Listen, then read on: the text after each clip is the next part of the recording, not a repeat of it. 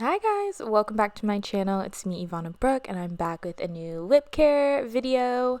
So this is my lip facial. I start by making my lip mask slash scrub. This is completely DIY. Just make sure it's nice and thick. When you use the formula that I've provided for you, it should be fine. Just make sure it hangs on your mouth. You don't want it dripping anywhere, just getting messy.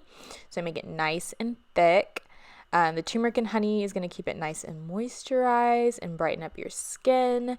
And then the coffee grounds are for when you wash it off, as well as caffeine's really good for my skin. I've always noticed really good a difference after I use caffeine. So let that sit usually for about 10 minutes and then I'll wash it off. And then I'll follow it up with a lip mask. I'm using Sephora's hydrating lip mask. I put it on completely wrong for like the first 10 minutes. So this is the film still over it. There's 2 films on it, y'all. 2. Keep this one on for 15 minutes and then I take it off. It kind of just shrink wraps to your mouth. It's kind of cool. And then after you take it off, there is a ton of product that is going to be left in the packaging. I recommend that you take a toothbrush and just don't let it go to waste and scrub your lips with it.